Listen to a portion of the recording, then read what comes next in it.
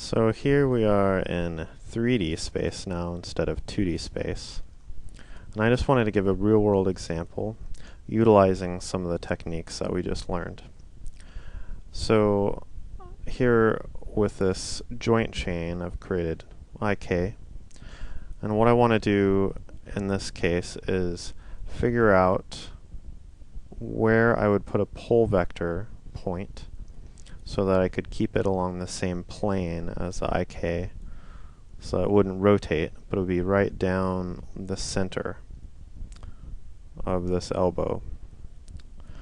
So this is great for doing exactly what we just did, and I'll just quickly break that down, what we'd need to do. So the first thing I need to do is I'm going to figure out these two vectors here, because what I'm going to need to do is take vector A right here, this joint, and vector B. Then I'm going to subtract A from B so that I can get this vector right here between A and B. So very similar to what we were doing before, except this time I'm going to use some of the built-in Maya classes. So we're going to import Maya.openMaya as OM. Then first define vector A, om.imVector,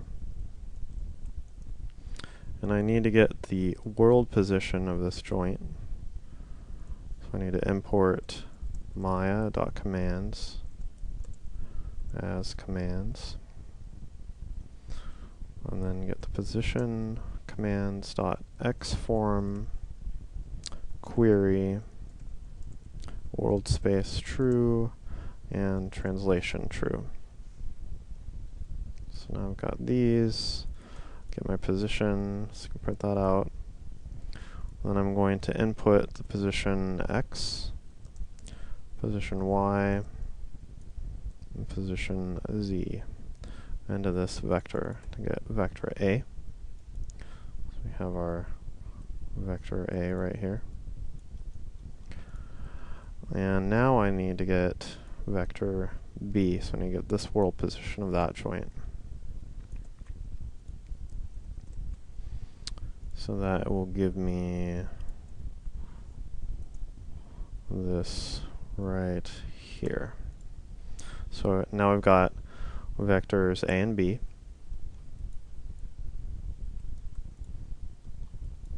And now I want to subtract A from B.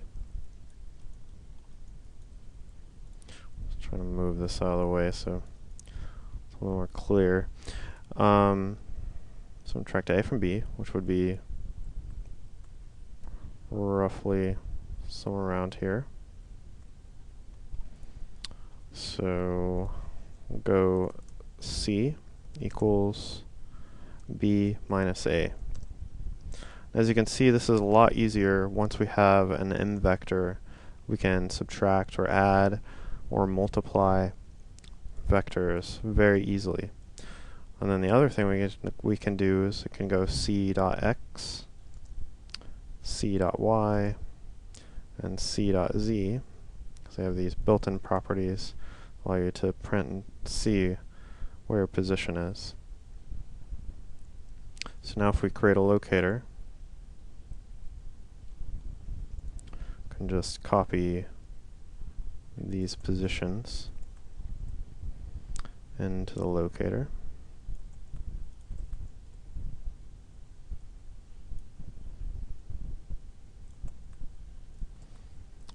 Now we can see that we have this new vector right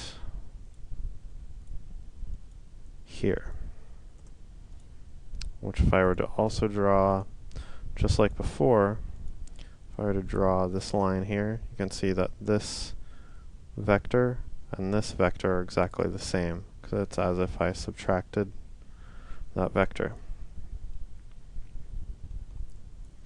So now what I want to do is I want to scale this vector to half its length. And then I'm going to add it up there.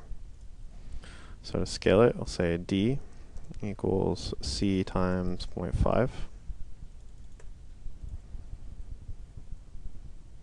And then I want to get really things a little quicker, so commands dot space locator lock,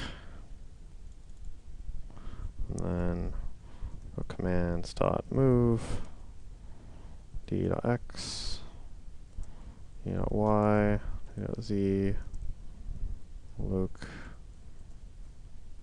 snap that right there. So now I have this position here. D, right? Yeah. So we have our D vector right here. So now we're going to add D back to A. So I'll go say E equals A plus D. And then I can create another locator and change out its positions with E x, E y, and E z. So create the locator, move it to the center of A and B. So now we have E, which now requires us to get the world position of the elbow so that we can get the vector between E and the elbow. So now I can jump back up to what I was doing up here. We'll call this whatever. We'll call this C, even though we've already used C. It doesn't matter because we're done with it. So we got that position, and now we'll define that vector.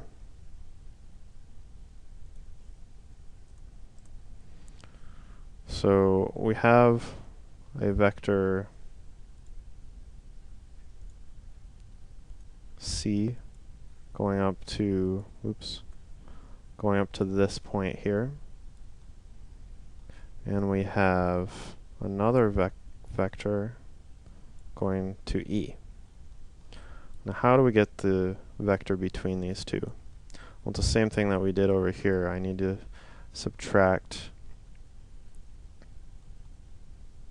C from E. Give me this. Actually, what I'll do instead is to make in the other direction, I'll subtract E from C, which would be as if I had moved. It's getting harder to copy these vectors because I have them on. Oh, I actually drew two vectors. But you can see what this is. So I'll delete that, and I'm going to subtract E from C.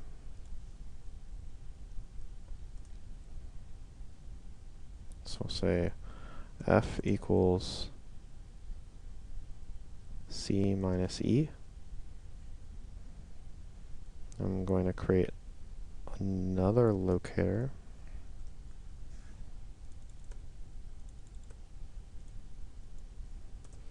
I'm going to move that locator to that new position that we would have. So subtracting this vector from this vector of C, that brings us down to this point right here. So if we create another vector, so we can see what that is. If I were to duplicate and move that, snap that vector up to E, you can now see that we have this vector along here. And since this is a start point of the vector, it's aiming in this direction, which means we can scale it out to get our pole vector position that we're looking for. So next I will take f, say g equals f times 2.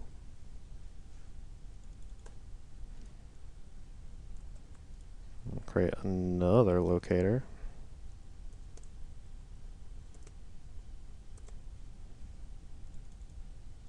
I don't even know if I define that. There's a locator, and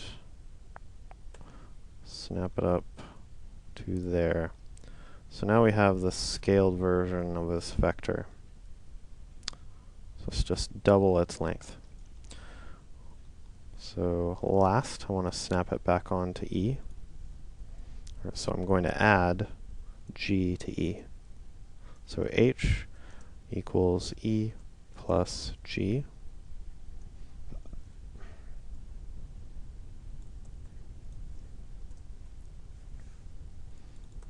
Create another locator. We'll visualize what this is doing. So now we have this vector here of E, and then we have this vector from E to this point out here, which is our H vector, which actually are added together. Our H vector is from world 0 to here. But as you can see, if we have these two vectors, so we had this scaled version of the vector right here, this locator here, that I scaled this distance between the elbow and the midpoint between A and B, and that gave us this pole vector here, which is exactly along the plane of the IK chain. So if I now clean this up a little bit, delete some of these mini vectors hanging around.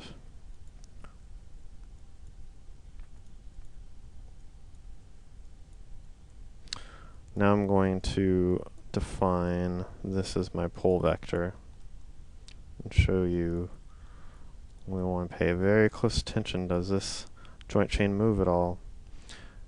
Because that's the whole point of this. So we'll say this is now a pole vector. Can now look at the joint chain, walk up it, and see that the rotation is still 0, 0, 0. So we haven't moved it at all. And we have our pole vector.